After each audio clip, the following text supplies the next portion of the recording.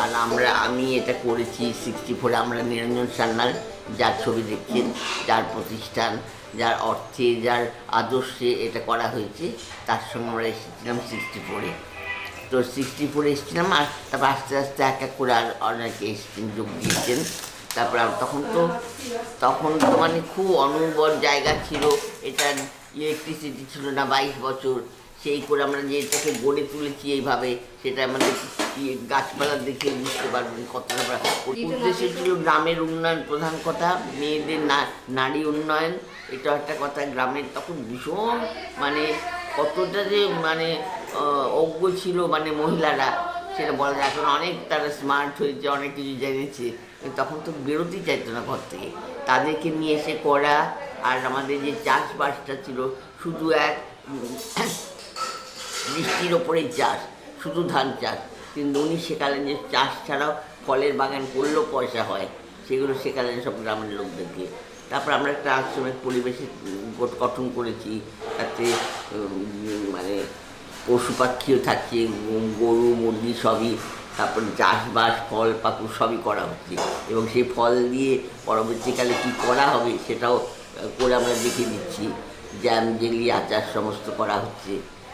কী করে খাওয়া চলবে, কী করে আমাদের বনলক্ষ্মী চলবে, সেই জন্য দাদা করলেন কি, আমাদের তো মানে ক্যান্টিন ছিল না। ক্যান্টিনটা হলো 89 সালে।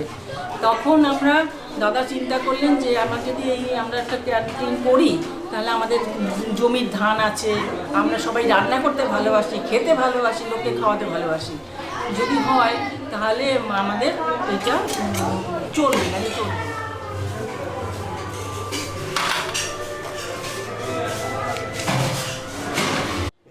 এই ঘিটা কিন্তু আমি প্রথম তৈরি করেছি। তারপরে ও দুধ দেওয়ার পরে কিছুদিন দুধ নিচ্ছে, তারপরে বলছে কি ছানা কেটে গেছে, মানে পয়সা না দেওয়ার ভান। তখন আমি ছোটোবেলায় মানুষ বাংলাদেশের বরিশাল, ফরিদপুর, আমাদের ফরিদপুর বাড়ি নিজেদের বাড়ি, আর বরিশালে আমাদের ব্যবসা ছিল। তখন আমি দেখতাম যে লোকগুলো দুধ নিয়ে করছে, পুকুরে ঠান্ডা করছে। তারপরে ছোটোবেলায় তো মনেরই তো কী করছে, আমার মেশিনও আছে, টুম করে আওয়াজ হচ্ছে, দুধ পচে মনেই একদিকে করছে, একদিকে বিক্রি করছে। তখন আমিও করলাম কি যে ঠিক আছে, দুধগুলি এরকম নষ্ট হয়ে যাচ্ছে, তাহলে আমরা ননি দুধ টানি, মনে করে ওগুলো শিখলাম। বাঁশেরই করে ওই দিয়ে ননি টেনে মাখন করলাম, খুব সুন্দর মাখন হলো। সেই ঘি আবার বিক্রি করা হতো, তখন তো দোকান ছিল না। আমার নাম হচ্ছে অনির্বাণ চক্রবর্তী। আমি হচ্ছি অন্যতম প্রতিষ্ঠাতার সদস্য, বনলক্ষ্মীর অন্যতম প্রতিষ্ঠাতার সদস্য, ডক্টর পার্বতী ভট্টাচার্যের নাতি। ঠিক আছে, যখন নিরঞ্জন সান্যাল এই কনসেপ্টটা প্রথম ভেবেছিলেন, তখন ভেবেছিলেন যে বোলপুরের কাছাকাছি কোথাও হবে, যাতে রবীন্দ্র ভাবনায় ওনারা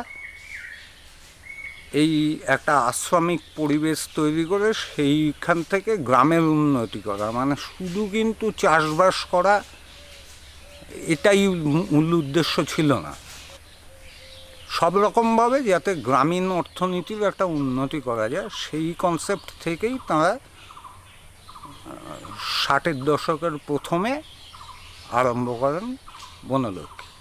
এই জমিটা তারা যখন কেনেন, তখন তারা কিন্তু একেবারে ব্যারেন ল্যান্ড কিনেছিলেন। এইখান থেকে আজকে আস্তে আস্তে আস্তে আস্তে তারা এই বিশাল কর্মযজ্ঞ আরম্ভ করেছেন। এটাই প্রত্যেকের বিশ্বাস ছিল যে এই বটগাছ তাদের রক্ষা করবে সব কিছু বিপদ আপদ থেকে। এটাকে আমরা একদম পরিবারের বনলক্ষ্মী উন্মেষ সমিতি, তাদের পরিবারের অভিভাবক, তাদের রক্ষাকর্তা, অন্যতম রক্ষাকর্তা হিসেবে পুজো করেন। এখানে রেগুলার পুজো হয়।